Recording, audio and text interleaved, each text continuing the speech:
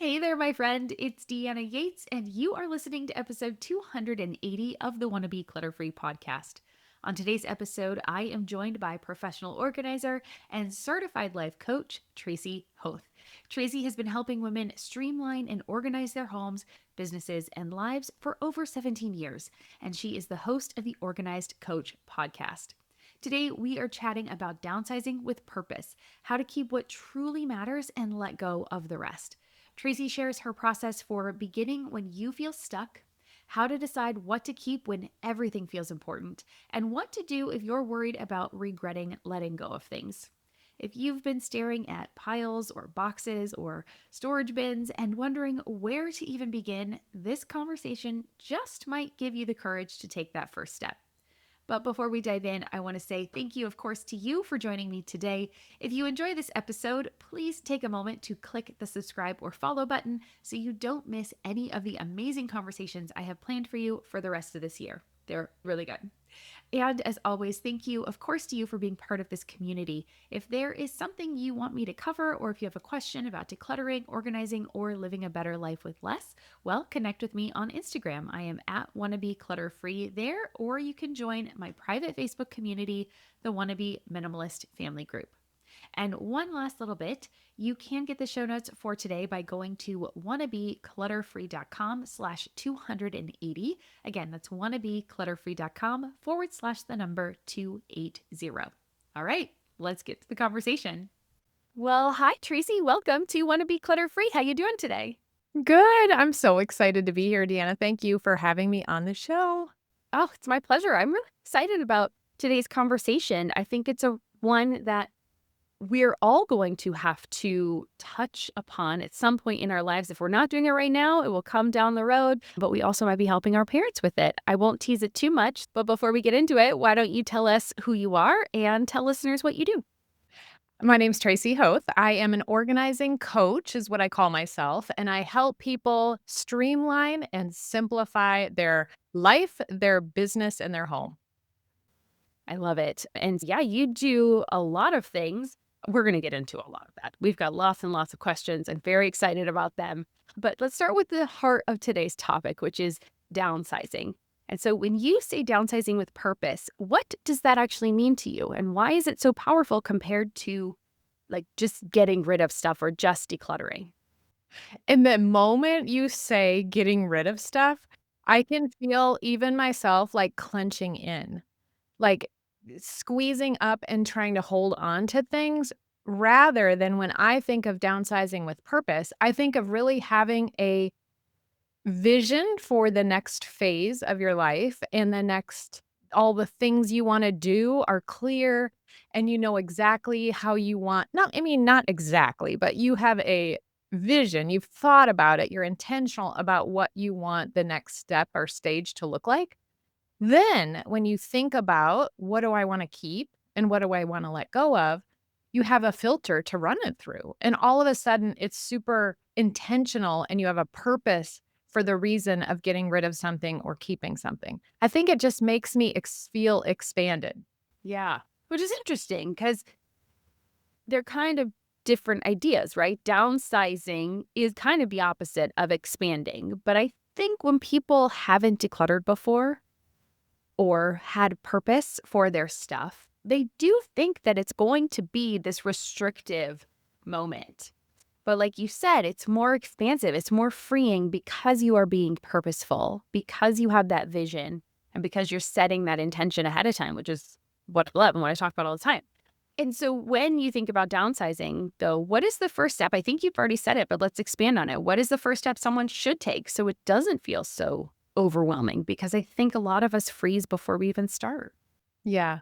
I think, doing that, saying, "Okay, this has been my life. These are the different" you can even look back and look at the different stages of your life and how you've gotten through each stage. You've let stages go and you've moved on to the next stage. So you actually have evidence that it is gonna be fine. You're gonna make it through that stage. Then looking forward and saying intentionally, "What do I wanna do? What do I want it to feel like when I walk into my next house? What do I wanna feel like when I'm doing the activities, and what activities do I see myself spending time on? How will my time be spent?" And then you have a really clear picture of what you wanna do. So don't think about I mean, I think a lot of people, when they start thinking about organizing, they think about or decluttering, they think about getting rid of stuff and making decisions. So I like to first map out what you want it to look like, and then my organizing steps always start with sort. And so if I walked into my closet and I thought, okay, well, I'm going to get rid of something in here, I would look at a shirt and I'd be like, oh man, I don't know. I mean, I like that. Maybe I should wear it. And then I would just feel overwhelmed and leave. So, same thing. If I take all my tank tops out of the closet, I have them all laid out. I can pick my favorites from that. I can pick the ones that match outfits that I'm going to wear. Then I can look at what I want to get rid of in regards to the rest of the tank tops. So I have a category, it's all there, and I can see, then I make decisions. And now I have this filter of, does this fit into the life I'm creating? Is it from the past, an old identity? Can I be generous with it? And then you have guidelines when you make those decisions. Interesting. So I know a lot of people will say edit first. I know editing is a big thing, but you say to sort first. Yes, I say that because I think making decisions is what keeps people from decluttering and organizing, because that's hard. When you see all the things in a certain category in one place because you've sorted, now all of a sudden you see everything that you have and you can make a decision. And I have a great simple example. I used to organize in people's homes for many years, and we were pulling things out of a storage closet with a couple. And if I would have held up, a dehumidifier and said, "Okay, do you guys wanna keep this or get rid of it?" Of course, they would have said, "Keep it, that's our dehumidifier." But we pulled out 5 dehumidifiers from that storage room. And once we sorted everything into categories, we had the dehumidifier category, and there was 5 of them, and they were shocked. They had no idea that they had all these dehumidifiers. They didn't even know where a few of them came from. They were like, "That's the broken one. That's the one that mom left last time she came." I think they didn't even know which one worked. But now that they're there, it's easy to make a decision because they can plug them in, they can try them. So, making a decision first is a lot more challenging. You'll keep a lot more things than if you know everything you have in that category, and then you can decide. That is a fun story. I love that. I mean, who knew there would be a dehumidifier category, right? But I think that's one of the fun treasure hunts when you help people go through their stuff. You never know. They never know.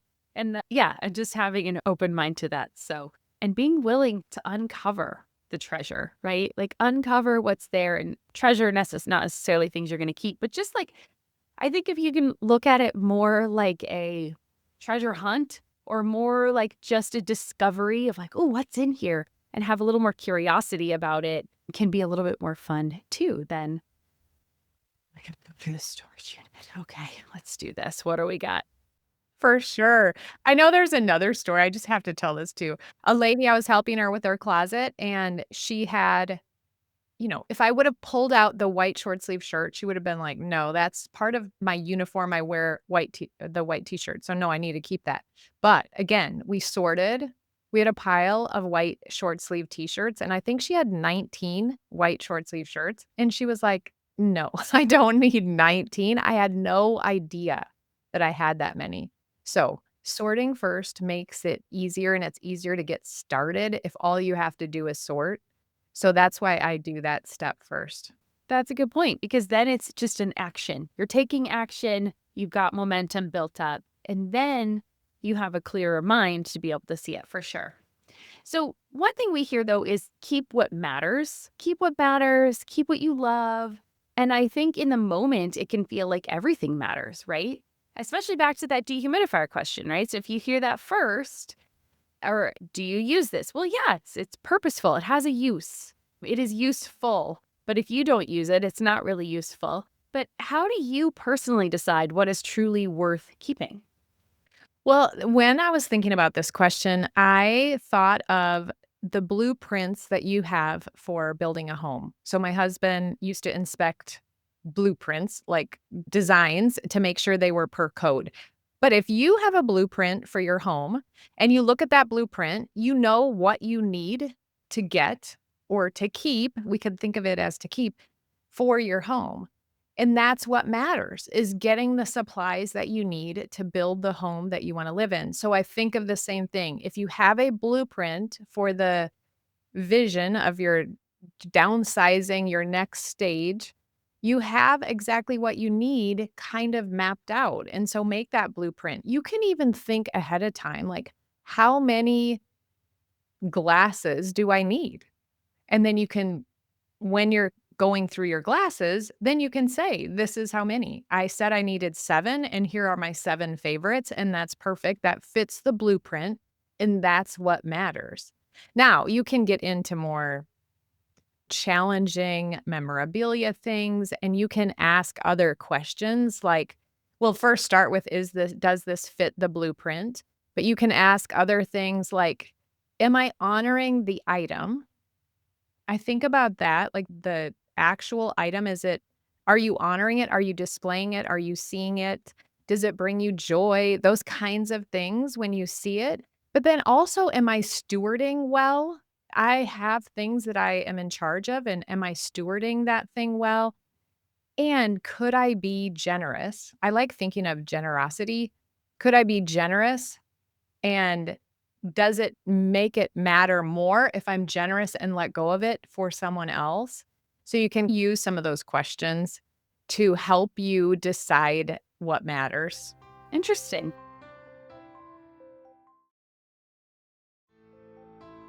Go back to stewarding. What do you mean by that a little bit more? I think we have things in our life that we steward, that we manage. I guess that's another word for it. We are in charge of managing the things that we have. And we wanna manage them well as a purpose of our life, to manage the things that we have well.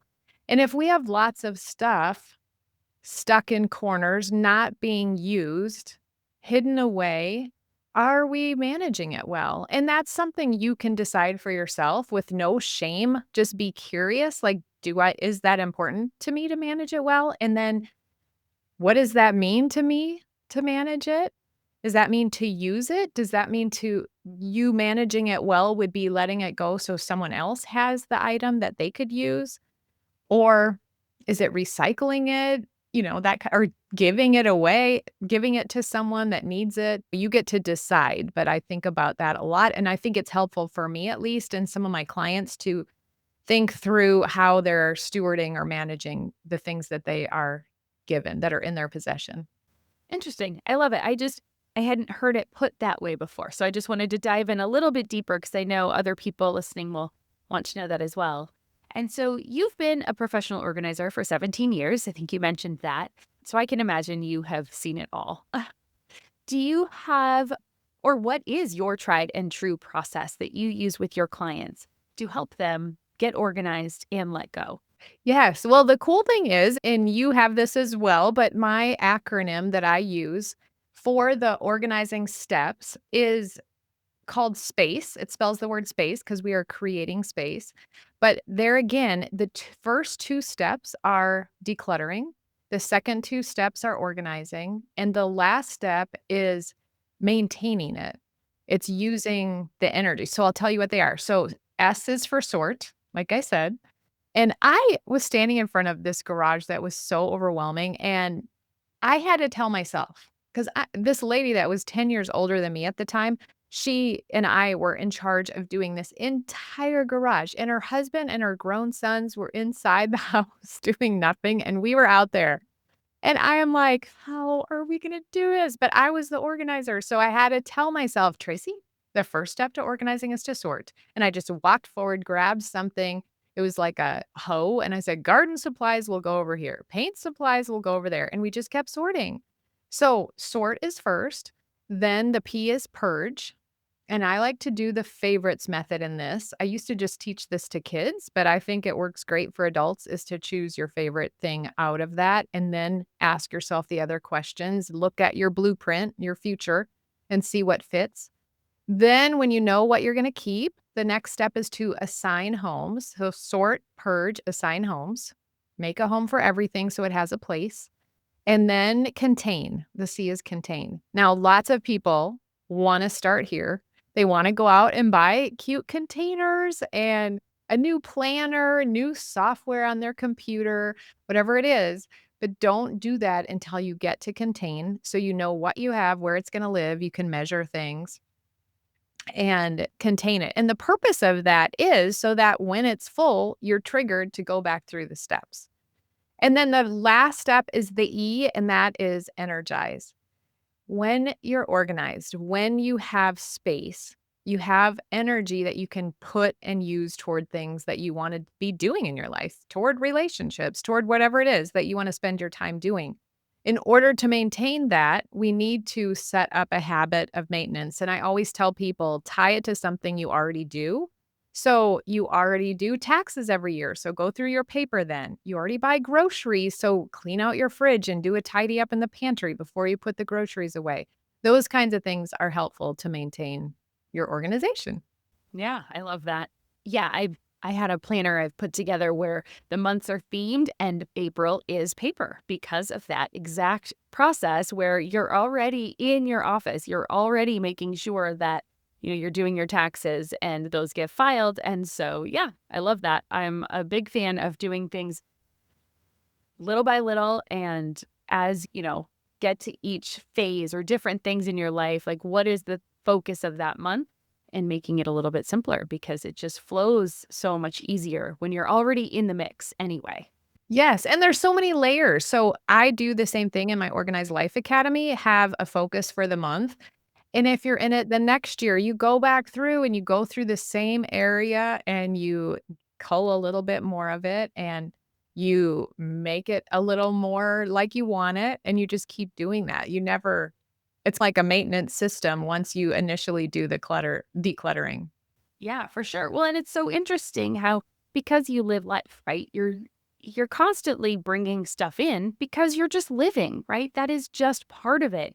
And so to think that it's a one and done process. Yes, you're not going to have to do this giant declutter hopefully ever again, but I think if you have that expectation that it's something that you will just continue to do, I think makes it a little bit easier. It does for me, and I think it does for my students because it just, oh, okay, I'm not broken if I'm having to do this again. I didn't do something wrong. It's just part of life because we have kids that are growing up and their needs change and I have different hobbies or a different focus on my life and different life seasons. So yeah, I love that part. But let's talk about those different life seasons because you have noticed a lot of differences in downsizing between these life stages, like empty nesters, families with kids at home, people moving into smaller spaces. So what are some of those differences that you've noticed? I notice the one thing that came to mind when you asked this is if you're pushed into that unexpectedly. If someone dies unexpectedly and you inherit something, or if you or your spouse or partner move unexpectedly or lose their job, all of a sudden it becomes something that wasn't planned. And so you have that added emotion of anger towards what happened, or sadness, or grief. And so it becomes more challenging, I think, because you have all those extra emotions in it versus if you just decide, "Oh, I have a year and I'm gonna downsize." It becomes different. And so it's just working through all those emotions that come with alongside if it's unexpected or expected. That is a good point. I do think a lot of people listening to this episode, it just came to me as we were thinking of those last categories, are finding themselves in that sandwich generation, right? You have kids at home and aging parents. So, how do we start? I think when most of us think of downsizing, we think of our parents because we're kind of in the middle of life where there's still a lot going on. We're not necessarily, I have a 12-year-old. I'm not looking to downsize at the moment because she's still at home for several more years. So I'm not looking in that emptiness unless, of course, something unplanned happens. And then you find yourself, like you said, in that emotional moment too. But I think we can plan more ahead for our parents at this time in life. Are there conversations you can start having with them? Or if someone's not really into it and you're having to start this conversation, where do you suggest people begin? That's such a good point. I have a client in my program now whose father just passed away, and I was asking her, "Can I do anything for you?" And she was saying, "Tracy, just don't stop telling people to downsize, to take care of their things, to go through their stuff so they don't leave their family a mess." So on top of grieving, losing her parent, then having to go through everything is such a burden. So talking about it and bringing it up in conversation and asking, like, what would be helpful for them? Can I gift you a program instead of giving them more stuff? Maybe you gift them a program or an experience or a professional organizer to come in and help them, or you set aside a weekend. I know I've talked to so many clients and students who don't want the help of their child. They don't wanna hear what their grown child has to say to them or vice versa. So, I think that's challenging, but having the conversation and asking and being curious about it and talking about it and being an example of it yourself. So, if your house is cluttered full of stuff and you're telling your parent to make sure they declutter, your parent might be like, "Yeah, maybe you should." So, I think being an example of that and just sharing what you're learning and showing them how it's done and that kinda thing, but just starting the conversation and being curious without the judgment piece of it there, I think is really helpful. I agree. I think it's very true. I mean, even my own parents, like my dad would never want me to help him declutter. My mom's on board, but it just depends, right? Those conversations, some people are more open to them than others, and that's just life, right? Yes, and I think you can't change anybody. They're grown people who get to make their own decisions. In their decision, what is your decision? How will you act or respond, or what will you do based on what they do? And so maybe even that's something you can talk about. Like, if you don't wanna declutter your stuff, this is what will have to happen. This is how much it's gonna cost to do that if something were to happen to you. How do you wanna handle that or help me handle that when it comes? And just having some really serious conversations about it. Interesting. I like that. I like that a lot.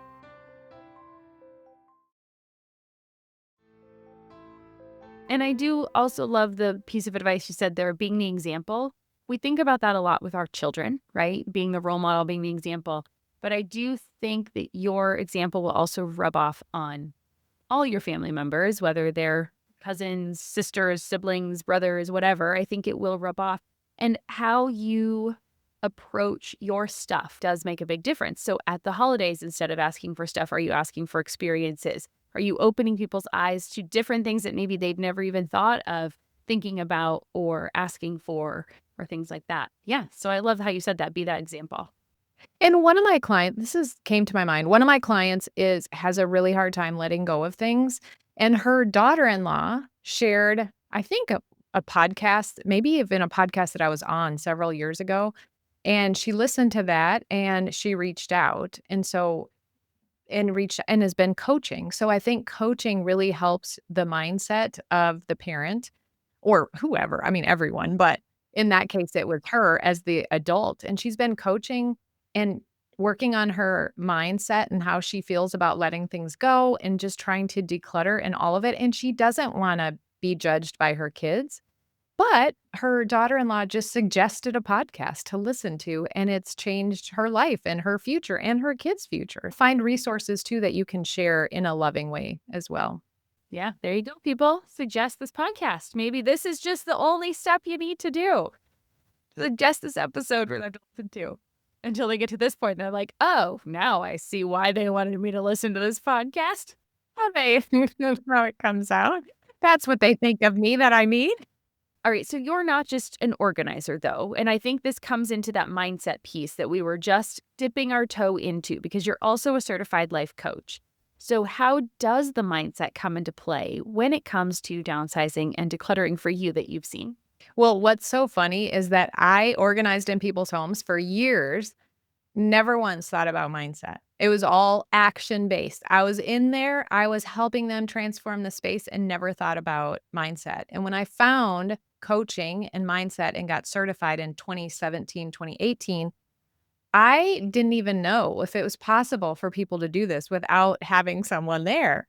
And when I started teaching the concepts and talking about the identity of being an organized person and finding that evidence that they are, it blew my mind as well as theirs that they could possibly do this without having someone there, that it was possible for them to create an organized home from what they used to be and how they always used to be. So, I am in love with the identity piece of it.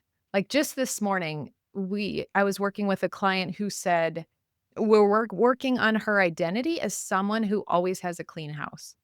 And so clean, organized, whatever term you want to use there, but it's so fun to see the transformation when you believe. And so one of my clients can't even say that out loud because it's so not true in her head. So what we've been working with is having an alter ego, which is this identity that she is organized and it's not really her, it's this other part. And so she steps into that and pretends that she's that person.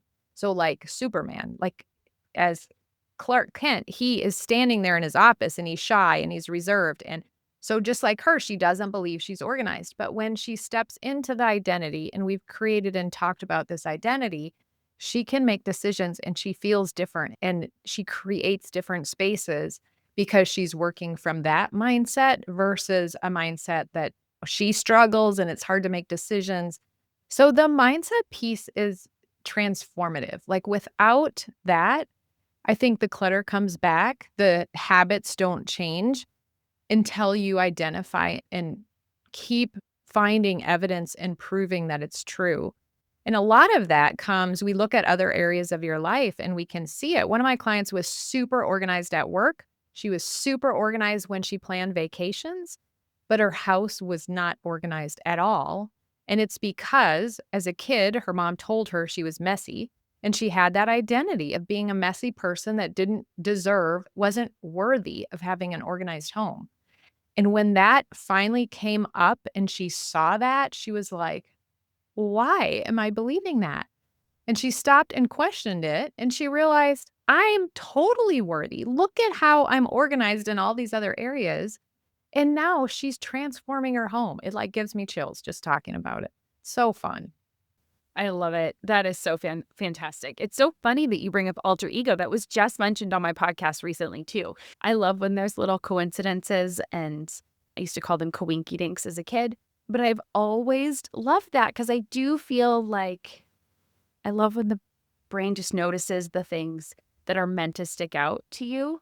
And I've been doing a lot on identity as well. And it is just fascinating how your beliefs that you don't even realize you have shape so much, like every part of your life, right? They shape your habits, which then shape your actions, which shape, how you show up in the world and the outcomes that you get. And so it's so fascinating that one comment, and I'm going to freak out all the moms listening to this, so don't freak out, please. Like one comment that mom made to their child, years and years and years ago, just got buried into her consciousness or subconsciousness that she has been focusing and living in that way for decades. Is crazy to think that it can be that simple just to uncover that one little, I mean, it's going to take a while. Again, not easy, simple, right?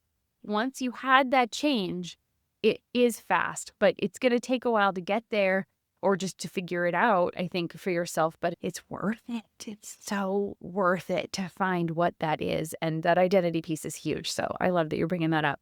And that's the power of coaching. It's someone else seeing your mind, someone else reflecting back to you. Did you just hear that you said this? Let's think about that. Let's question it. And it's just so powerful to have someone else witness you in a really safe place because that's the vulnerability piece of it. But have a safe place where they can witness what your belief and thinking and thoughts are so that you can decide, do I want to keep that?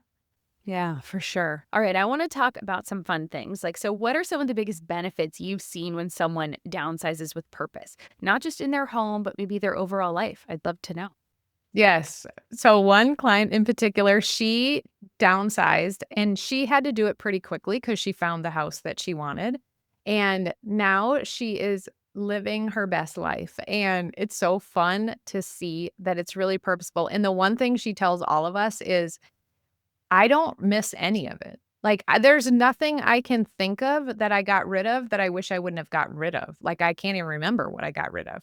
And so that's one of the fun things. And she's making an impact. She's able to do like volunteer work and do things that she wants to do. Another client, a business client in her business, she organized all of her digital files. She organized all of her assets in her business and has a dashboard that I teach that she can now find everything that she needs.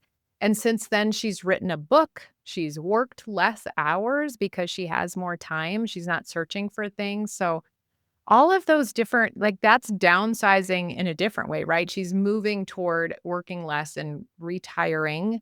And it's just so fun to see you get to spend your time more intentionally versus trying to find things that you need, staying in this limbo land between this version of me and this version that I haven't really defined. It's being really intentional about where you're at and what you need and what you want and how you live.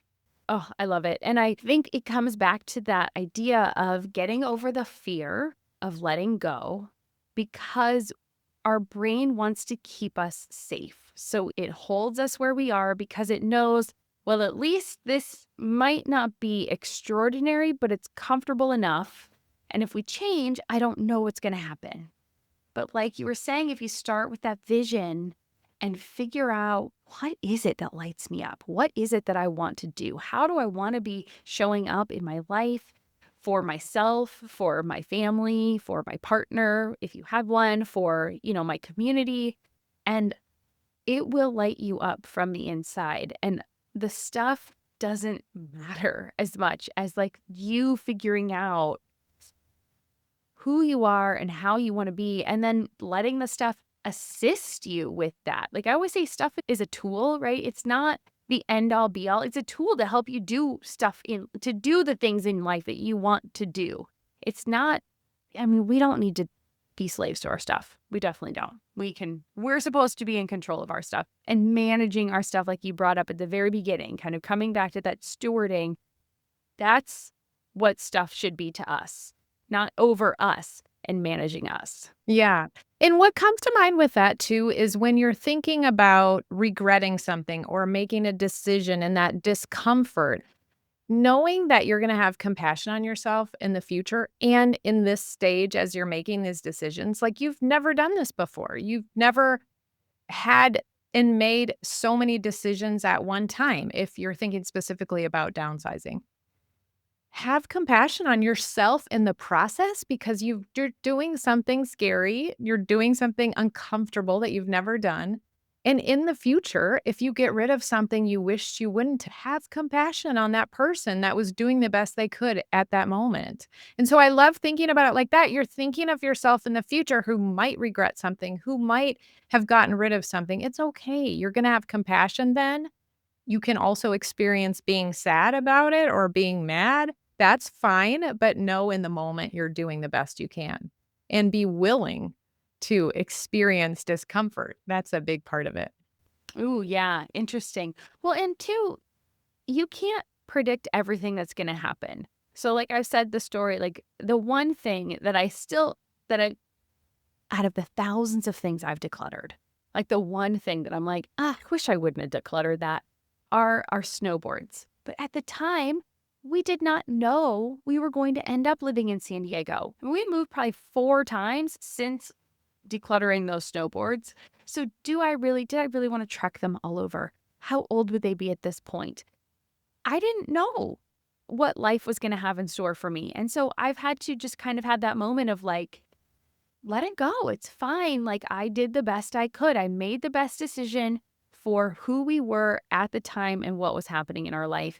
And it's okay. It's okay that it turned out the way it is. And now I can rent a better snowboard every time I go. And we don't go that often, because we don't live in the mountains. I bought the snowboard when we lived in Colorado, sold it when we lived in Chicago.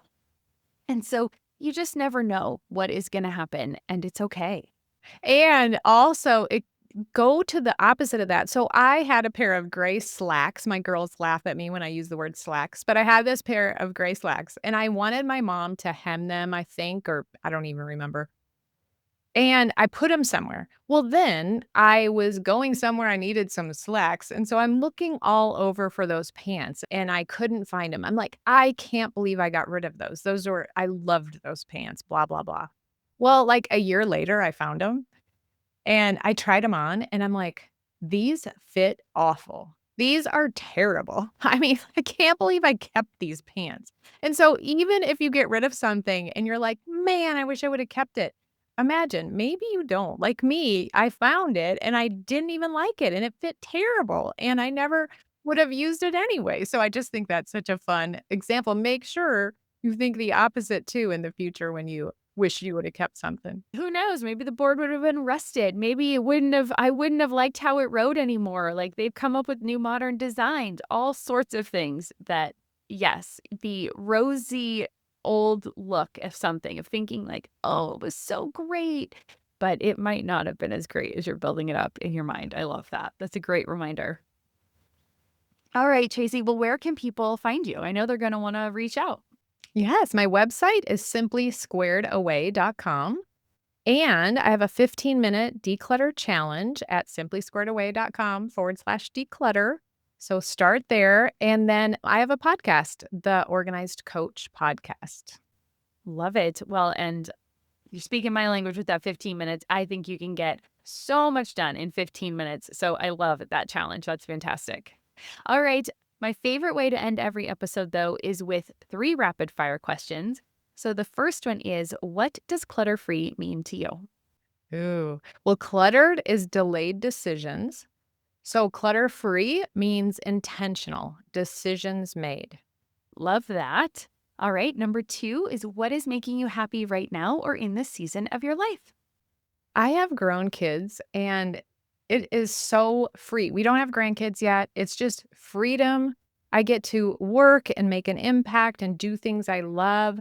And the one little thing that brings me joy lately is I squeeze half of a lemon into a glass of cold water with 2 little tiny dunks of Splenda.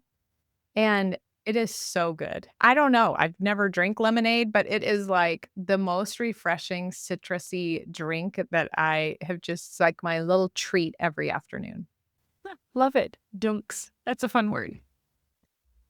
Love it. All right. Number 3, if a listener is inspired and wants to start today, what is one small, doable action they can take right now to begin downsizing with purpose? Okay, so decide on one area and give it a start and end date that you're gonna have that done, and use the 15-minute declutter challenge. Follow the steps, set your timer for 15 minutes. Love it. Super actionable. It's my favorite. All right, Tracy. Thank you. Have such a great day. I loved this conversation with Tracy because it was such a good reminder that downsizing isn't about making yourself smaller. It's actually about expanding your life by making space for what truly matters. So, what matters most to you, whether that's your family, your health, your peace of mind, or simply having breathing room in your home. Letting go with purpose is powerful. And it's not found in the forgotten items that are just gathering dust in boxes in the corner of your garage or your storage unit. It's about tapping into the vision that you have for your life. But that's enough for me for now, for today. I'd love to hear from you. What stood out the most? Maybe it was Tracy's process and the SPACE acronym. Maybe it was the idea of choosing what really matters to you. Whatever it was, come please and share it with Tracy and me. You can comment on the reels about this episode on Instagram. You can tag me in a story or you can send me a DM. I am at wannabe clutter free and we'd love to hear it. We'd love to have a conversation with you. And of course, if you enjoyed this conversation with Tracy, it would make my day if you would leave a rating or a review on Apple Podcasts, Spotify, or YouTube, because it really helps the show reach more people who probably need it. All right, sharing this episode with a friend is always appreciated too. Special thanks to Tracy for joining us today and for sharing her wisdom on how to downsize with purpose and keep what matters most. You can find all of her links and more detailed show notes at wannabeclutterfree.com/280. And make sure you tune in next week because I will be joined by Jen Trepic. She is releasing her very first book, all about uncomplicating wellness. She is also hosting a virtual mini summit and a book launch party, and I'm actually one of the speakers. So, together we will be unpacking real, practical ways that you can reclaim your life without an overwhelming list of shoulds. I'm doing air quotes here if you're watching me. So, join me next week for more details. You will not want to miss it. All right, until next time, take care, keep things simple. Maybe try creating your vision for what you want your life to look like.